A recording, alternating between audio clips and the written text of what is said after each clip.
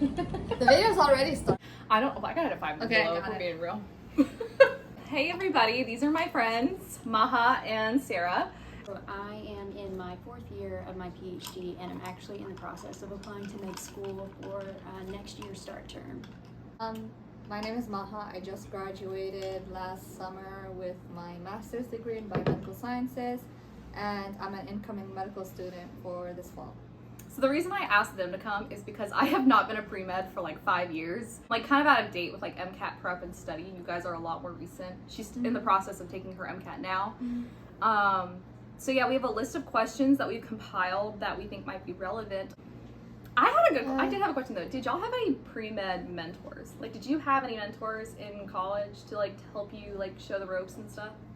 I sadly did not have any mentors because I went to a small liberal college. Like no family, friends, No. nothing? See, I had my brother and that was really helpful.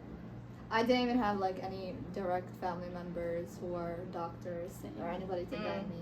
So when you were navigating like what to do experience-wise, grade-wise, how to study for the MCAT, like what sources did y'all use? I think I used Reddit and this SDN. I love Reddit. You could just look it up and read about other people's experiences, and that's the best way to do it if you don't have any mentors. Yes. Or anybody to talk You to too? about it. No mentors? No, not an undergrad, no. No. No, I didn't have a mentor until last year. Yeah, no, literally. Well, not last year, but the start of my PhD, I didn't have one. Interesting. Okay. Yeah. So it's possible to do without a mentor for sure. No, it's harder. Yes, to get a it's- mentor. I think I'm you sure it need is. guidance. At I least think if you it's- want to go straight Yeah. to it after undergrad, Exactly. you really need to have a mentor. So that was part of my question too, is when did y'all know you wanted to go to medical school? Some of these are off script because I haven't written all of them I down. think- But they're coming up to me as I'm thinking about them. How so- did you know? I don't remember the exact time, to be honest with you, but I do remember in 6th grade, you know how they have like those career questionnaires that are like, you'd be good at this. I like rigged it so that it would either give me like lawyer or surgeon or something like that. And like, so that was in 6th grade. So like, you know, I always kind of knew I wanted like a role where I would be highly specialized and have a lot of autonomy. But I don't remember the exact time. It just always felt right. Like, I don't know how else to describe it other than like, I always felt like this is where I'm meant to be. I always felt the pull. I would have nightmares about giving up on med school. Me too. You see, so like, you just like, you know when you know. Yeah. You know, people say that about a lot of different things in life, and like, it's just like, I always knew. I mean, I'd definitely say similar. Like, growing up, like, I always knew I wanted to go into some sort of career that, like, you know, was helping the public. And I just kind of started a trend more towards an interest in medicine. And then during my PhD, I started really missing, like, interactions with humans. And, God, that sounds so robotic. But, No, it's true. Did you say you're doing engineering? yeah, so I'm in You bioengineering. should go into why engineering too, I think, because that's kind of unique. Okay, sure. So I would say for me, I studied biology in undergrad and then got my master's in bioengineering, and I'm getting my PhD in bioengineering. And honestly, like, I just felt it was very fascinating from like research and invention perspective. And honestly, I will say I do feel like I learned so much more from my bioengineering courses about like the body than I did with my biology courses, just because there's so much of it to where you're having to think about like fluid dynamics in the body, and like everything that we design is going to be placed into the human body or have some sort of interaction with the human body. So it's very, very honed in on the functionality of the body, versus biology, you can kind of go in any direction since it's a generalized degree. I had to take for my PhD. I had to take Really? the cardio class. It's like engineering. It's like biomedical engineering Was or it something like that. hard? The equations. There was one lecture, and I literally like raised my hand. I was like, "How much of this are we actually supposed to know?" And you're kind of a rare egg in a really cool it's way, very I hard think. to find. But I think it's unique because you're getting your PhD in biomedical engineering, and you want to go to medical school. Did you know you wanted to go to medical school before you decided to get your PhD? Yeah, it was more so like I was in the process of getting my master's. I still knew I wanted to apply to med school, but I also was like, I think I also want to do my PhD, and I'm already here because, you know, if I did it during residency or another time point in the future, like all the classes that I'd taken for my master's, that wouldn't count for anything. So I was kind of like, okay, I'm here, I've done all of the coursework, you know, I have an advisor who will let me be in their research lab, like I should just continue with this, like here and now. I think I always knew that I'll also go to medical school because of my experiences as a patient when I was young. I was hospitalized for 3 months after having pneumonia. That was caught very late, and I think because I lived in the Virgin Islands, I didn't have the care that I needed to get early on to prevent it from advancing. So as a result of that, I think I wanted to pursue medicine to, number one, be able to lead and actually like be able to actually prevent that from happening to other patients, especially in underserved areas where they don't have the care or the education to know when to go into the hospital in a timely manner. Wow, that's good. Burnout is the next one. It's kind of a big one though, so I wasn't sure if y'all wanted to jump into that now. I actually was just talking to a student. She texted me last night, and I was talking to her a little bit today, and she's really burned out. She's studying for the MCAT. I think it's very common to burn out, and nobody really talks about it because you're doing a lot at the same time. There's this toxic pre-med environment where like you're expected to do things a certain way. There's a lot of comparison too, like, oh, I already have an internship, why don't you? I'm already like researching with this professor, like. Those are what we call gunners in medical school, and you will face them in your entire medical journey. Yeah. There are gunners who will let you know how far along they are, or like, what did and try you to get do on best this at everything. exam? Yes. Yeah, like I think that's a big factor in burnout because it really diminishes your self-confidence. It makes you think that you're not so capable, and that's an unnecessary like external pressure. I also feel like there's a standard now where like before, maybe like 10, 15 years ago, it was like, oh, this person has some research experience, like that makes them a great applicant. And now everybody has research experience. Everyone has thousands of hours of clinical work. There's even premeds that already have publications, which is so crazy. I know. Like, I could never. But it's like that's the standard now. What you do above and beyond that is considered like makes you stand out, but like that's a lot of time and energy. And I actually had an undergrad, when I was an undergrad student, I don't know whatever happened to this guy, but he brought up the most amazing point. He was like, there are not a lot of like paid medical internships. And I was we're investing so much time and money, because like how are you going to pay for housing when you do those things? You know what I mean? And I was like, that's a great point. Travel too. They do, yeah. It's a great point though. It's a huge investment. Which some people don't see the reward from, unfortunately. And that's really dark to talk about, but I feel like that's also really important to talk about is, you know, not everybody gets into medical school. And sometimes it takes them a really long time to get into medical school. It took me a very long time, and I think it's probably because burnout, not having a mentor or anyone to guide me, and me just taking the time to also figure out career paths and whether this is something I really wanted to do before. Because I didn't want to dive head first into it and regret it. I think that works in your favor. Yeah, and I'm so grateful because now I can go to med school and I know that I'll perform really, really well because I have a strong knowledge of science. 100%. And yourself. I feel like as I've gotten older too, like I'm a lot less intimidated by the gunners or like intimidated by what other people are doing. Yeah. One of my best friends is like 34 and she's in her 4th year as a medical student. So there are so many paths. So even if you're not getting in right away, you're not seeing results right now, like it doesn't mean it's over. Which we can also do a video about that too. I know she's interested in talking about that. You have burnout? Oh yeah. With MCAT prep though? Yeah. How do you combat that? So She just started. Yeah, I really just started. But she's still doing like everything in lab. Yeah. Like everything in her lab. I don't know, like honestly, like I probably don't cope with it in the best way, which is to just keep moving forward, but I also feel like grad school gives you kind of like the stamina to be able to kind of have like that like just blind like focus, and it's more so just like it really, really sucks right now, but in a couple months it's not gonna suck.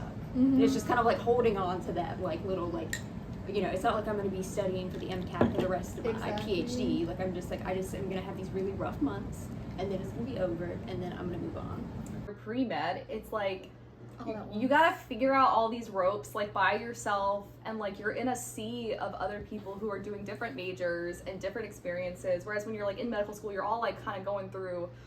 You're not necessarily going through like the same channels, but you're all flowing in the same direction. Whereas when you're pre-med, it's like, well, how do I get these hours? And like figuring out all that stuff. And there's a lot of like, in my opinion and my experience, a lot of like no's to like asking to shadow and stuff. Yes. Like it's not scheduled, and there's not necessarily like a standardized like way to go about that. Because even like the link that we had in undergrad, it was like, oh, all of these doctors are more than happy to talk to pre-med students. And then I guess at that time they were like, no, we only want medical students for whatever reason, you know. And things change in the offices and stuff, but it's really hard to get those hours. So I think there's a lot of reason for burnout in addition to studying for your classes, and studying for the MCAT, and the MCAT is That's the notoriously hardest. difficult.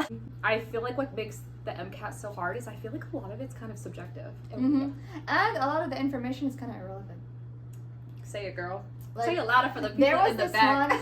There's this one physics question on the MCAT that I had, and it was asking me about the physics of certain of a certain part in a car, like a muffler or whatever, and I was like, how is that relevant? Or cars. Anything with the Yes. cars section. It's It'll have a beautiful poem that is like, this Mhm. bunny is like skipping through the woods and it runs into a camel and they decide to turn around 3 times. And then they'll be like, the question's like, how is this representative of like the American Revolution Yeah. or something? And it's like, what are you talking about? Like, you know what I mean? Like, what did the author mean by they turned around Yeah. 3 times? what was significant about seeing the camel? Like, you know Literally. what I mean? They were starving for liberty, guys. Like, it's just like, what? I hated cars. Yeah, I That was by know. far my least favorite. It's funny, cars is my best. No, physics. Yeah, is you're- the worst. you're- physics you're- and orgo. You're by yourself on that. Yeah, no, for me, like when like all my full lengths, all my practice questions, like cars is like I feel like I that's get really through good it, but though. I think- physics and chemistry, yeah. I think cars is hit and miss. I just- think cars is hit and miss because you could be either really good at it or really bad. Yeah. At it. I was really bad at Yeah, me too. I think we take things too literally. it. 100%. I thought I was reading about bunnies and camels. You know, like that's a great example of reading the questions before the passage. Yeah, Because then I had to literally. try to like put it into like view. Okay, so we talked about that. The MCAT. Do y'all have specific resources you would recommend? AnKing Yeah. and UWORLD. Yeah. And Is there like AnKing flashcards already prepared? Yes. Yeah, for you? they're there's free. tons. they're free. And you could go by the chapter with the so you could read the Kaplan book chapters and then match it up Dang, that's with nice. the flashcards. I haven't acquired flashcards. No. That's Yeah. like impossible, Emily. It is, and I don't recommend. Literally, that's so crazy. Like I said, it was not a good 3 months for me. But Yeah. I'm trying to think. I know AAMC has question Yeah. banks and exams. They do, and those are great also. Once you Yes. get through UWorld, I think you should do those question banks because they Did you do all overlap. of UWorld? No, How many questions? I did like half of UWorld. How many questions is UWorld? 4,000 or 5,000 questions. Yeah. Wow. I did a good few, and then I thought UWorld was harder. Yeah. And it kind of like preps you Then to the go into question the banks. AAMC. It'd be really a good resource, especially if you like practice questions to go Yeah. with. For content review, I like Yusef A. There's another girl, and they both do organic chemistry. They're really good. Eman and Yusef, those two. They're really good. I'll probably have you write those down. They're also current medical students too. Yeah. Aw, I love that. Also, to add on to that, there's a free waiver that you Yes, can the apply assistance to. program. What? The best. You get so instead of paying $300 for It's the like MCAT, it's $130. $100 for the MCAT, and you get to I apply. thought this to, was for UWorld. I was like, Get No. no girl. And you get to apply to 20 med schools for free. And you get full access to all For, of the yeah. full links, the And question they give you the banks, question everything. banks there, but Yeah. nobody talks about it. nobody talks about it. Yeah. So if you're low income, you should definitely Yeah. utilize that resource. How long did you study for the MCAT? 3 months. Yeah. I also studied for 3 months, but I would recommend you study for longer. Me Yes. too. Me too. Yes. For sure. And I think don't get so caught up on content review. Yes. That's what a lot of us tend to get caught up on Me because we're like, included. I need to know every single fact. I need to know everything. I need to know all the equations. But I think that comes more with practice. So don't do Yeah. more than 1 month Yeah. of content review. Just focus on practice questions and churn through them, review. I think learning how to take the exam Exactly. is the Yes. most important thing. Yeah, exactly. Because there's strategies that only come with you reading the questions and answering them. Yes. 100%. And there's no way to explain it because everybody like arrives to it at their own pace. You know what I Yeah. mean? Can we maybe suggest that if you're burnt out from everything that you're doing with the MCAT review, then maybe it's not the most efficacious? Yeah, exactly. Can I offer that on the table? Because I know for like step 1 prep, like it was very different than how I studied for the MCAT, and just because I like knew myself better and knew how to like Mhm. study. So everybody learns differently. Everybody has a different structure. For the MCAT, I Mhm. studied like 8 a.m. to like 7 p.m. Mhm. every single day. Like I would not rest for the most part until I had done all my work. And like while I did okay, like I only had to take the MCAT once, like it wasn't the best that I think I could have done. Exactly. Like it was decent, but it wasn't the best I could have done. Whereas like with step 1, like I just felt like I know myself, like I need breaks, I need time with my friends, with my family, with my cats. Exactly. Like I need to enjoy my life. Otherwise I feel like I can't take in and enjoy the material as much as I probably would if I wasn't resenting it so much. Yeah. But it's like a total difference. I don't know. I think burned out is a very normal experience. I think almost everyone I've ever spoken to in this field has had it at some point. I'm not saying maybe you're going about it wrong, but maybe just think about the fact that, you know, maybe there's a better way for you to do it. Maybe it's not sitting at a chair for like 10 hours a day. Yeah. Maybe that's not it for you, and like that's okay, because it wasn't for me. Yeah. I don't think it's for anyone, honestly, because it can get. No, also, to add on to that, it can get very lonely studying for the MCAT because you're so isolated. Oh, yeah. I remember Isn't feeling that that way. crazy? Yes, I do. I didn't feel that way for step 1, but you're surrounded by your other friends that are also taking step 1. But like, yeah, like I remember going to the beach, and like I wouldn't go out to the beach. Like the rest of my family would be out there like all day, and I would only go out at like sunset, and it was like getting cold, and like I couldn't get in the water and stuff because it's like I had to study. I remember that so clearly. That's such a good point. So sad. Yes, we I still remember on like how much I missed out from MCAT studying and like we can do a study with me. Sarah's the only one studying for the MCAT right now, but we can do like a work with us video.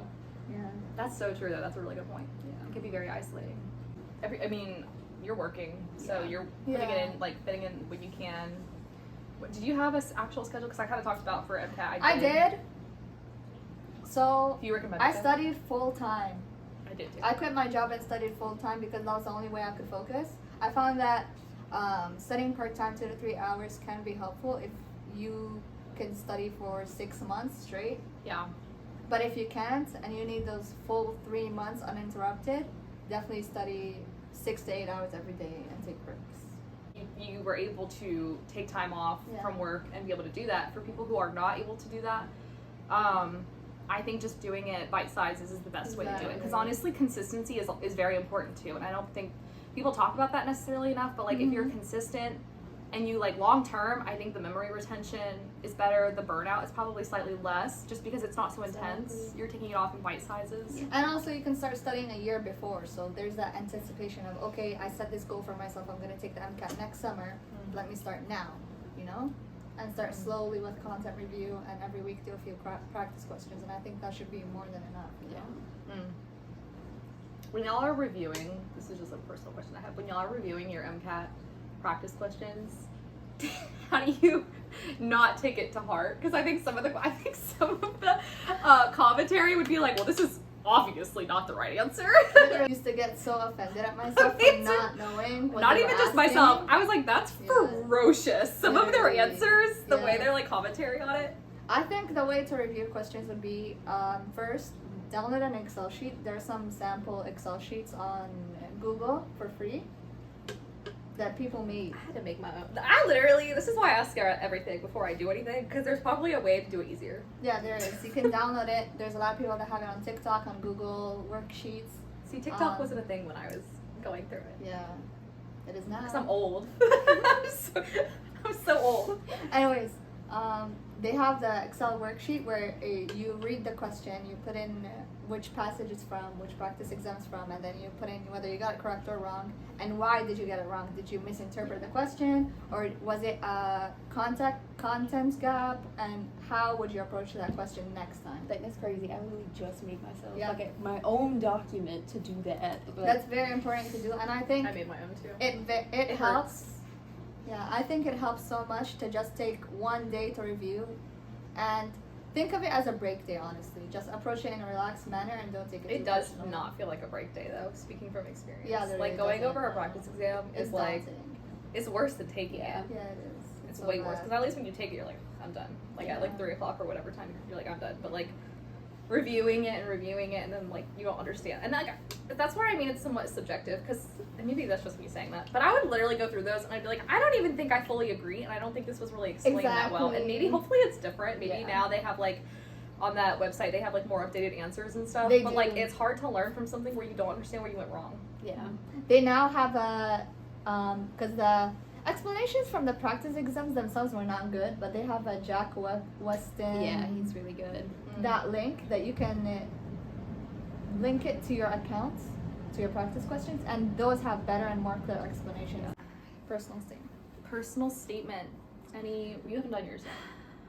Yeah, I mean, it'll probably be kind of similar to like my grad school one, because I mean, it's still kind of like the same like line of like thinking is like applying both fields to. Like I said, I've mentored a lot of students, but one thing that I will say about the personal statement is that it should be very personal. Yes. Because sometimes, like, when I'm reading them and I'm like, it's great that you're talking about, like, your shadowing hours and, like, maybe an experience that you had. Like, no matter what you're talking about, like, it should feel moving because it's you. It's you as an individual. It's what you're putting on paper and, like, why you're best suited in this role. You know And what I mean? also, it should show your passion for medicine because admission committees can tell if this is something you're not passionate about. They can definitely filter through those applications. That's why a lot of people get rejected, because Same thing they with have interviews. We should do one on cliche interviews, personal too. statements, and you should just really learn to apply why you want to become a doctor and hope that they understand and get the idea. And very authentic. Exactly. Be very authentic. Be yourself. Okay, so shadowing and clinical, I just wanted to like put a little statement out there. They're two different things. Like your clinical hours do not equate to shadowing hours. They're not interchangeable, Yes. in my opinion. Keep in mind that shadowing cannot necessarily be accepted as clinical because That's what it's I'm not direct patient contact. Exactly. And you should have both, but you should have focus more so on the clinical because Yes, you want I that agree. direct patient contact, and you want to be able to talk to patients. So if you have like 50 shadowing hours, that does not mean you have clinical hours. Yeah, is what I would exactly. say. Yeah. How did y'all get clinical hours? I was a medical scribe Yeah, For I how was, long? I was a medical assistant. for 3 years. Dang, while you were in school? No, after school, because when I was in school, I didn't have the time to work at the same time. So after I graduated, I took the gap years. I became a scribe. I worked in the emergency department. I worked with family medicine, geriatrics, psychiatry, and cardiology.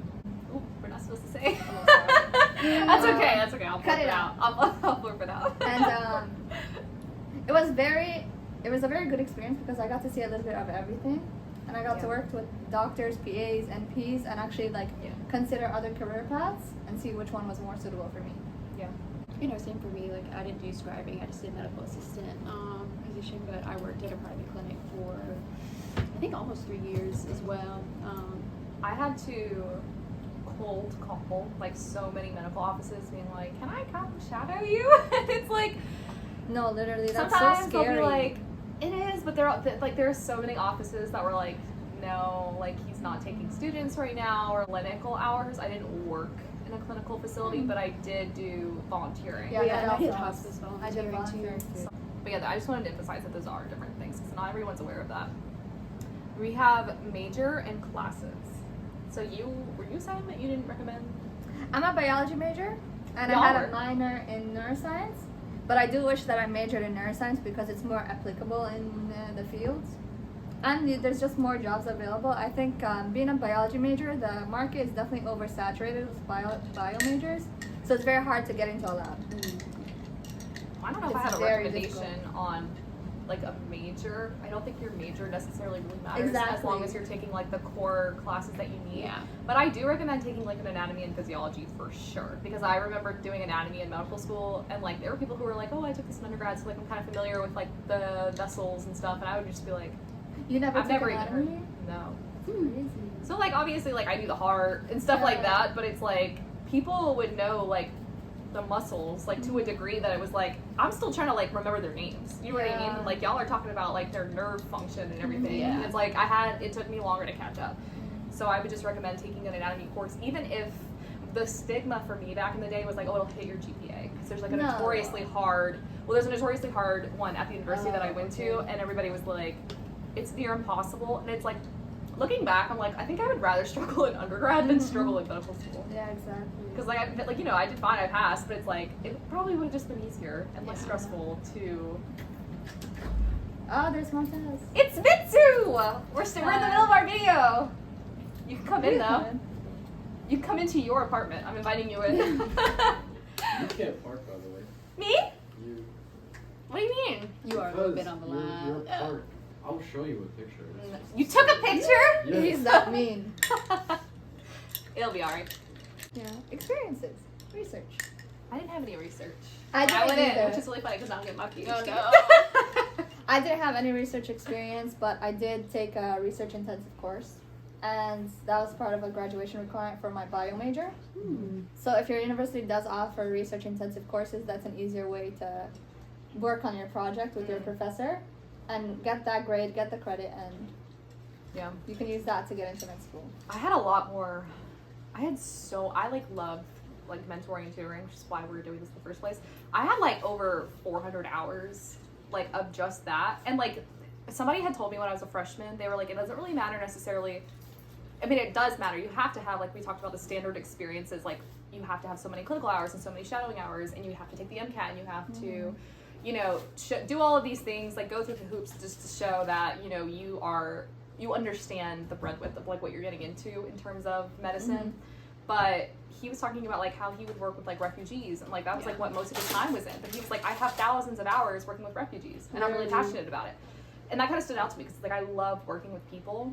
So like that was one of the things that like I had just had so many hours of that, and volunteering. Like I just had so many volunteering hours. Me too. So I didn't have a lot of research experience, but I mean I did have like a little bit, but it was like not anything related to like what I'm doing now and stuff. So I would say like stick with one thing not one thing, but like do whatever you choose to do, show consistency and show that you will continue to go back to this and put in the effort long term, because that really means something. Exactly. Well, and also, like, the different schools kind of have, like, their emphasis. Like, some schools are going to want to see more of a That's research true. emphasis. Some are That's more true. interested in, like, you know, patient care and, like, outreach.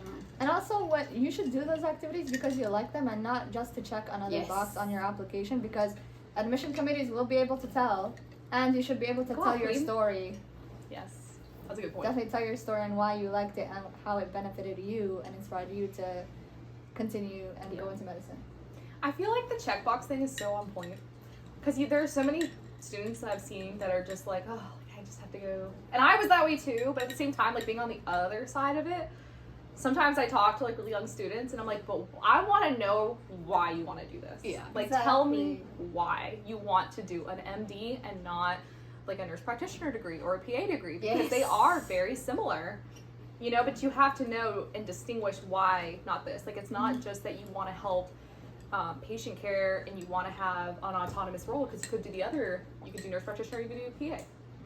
Or one of the students I was talking to recently, she was like, well, I really want to work like intimately with patients and help them like reach their goals. And I was like, then why not nursing? Or why not? Because that is one of the most Literally. intimate, Exactly. you know, patient experiences Yeah. you can have. Or even like physical therapy, like teaching someone to walk again. Therapy. Occupational therapy. Those are also like, it's huge, and they impact patients' lives to like an insane amount of degree. It's so personal, but you have to know why this degree. Is that for the PhD stuff? Probably for the I forgot we're doing another video after this. Probably for the PhD stuff. That's good. Oh, okay, but let me mention something. I didn't know. I almost considered going into an MD PhD until I asked you, and a lot of students don't know this actually. You don't get free medical school because you're an MD PhD. Your so you tuition do isn't paid. you do at some schools, not at my Yeah, it heart. has to be an official Ah, MSTP okay. program, like Oh, that the yeah. NIH funds. So my PhD is taken care of, and I get a stipend. I didn't know that. But no, my medical degree is not taken care of. So watch But out I for signed that. up for medical school before. Exactly. Before I that's it. even considered it a PhD, so to me it didn't really change anything. Yeah. All right, our last point is, what do you do if you have a low GPA or a low MCAT or both? I'd say, because I had a low GPA too, and I'd recommend either you do a post-bac or a master's degree. And I went and did the master's degree, and I did great. I graduated with a 4.0. Me too. So I think that Well, really for undergrad. offset the low GPA, and I did really well on my MCAT, so that Go off. really helped. Yeah. And then you got your master's anyway. Did you have any issues with a low GPA at any point?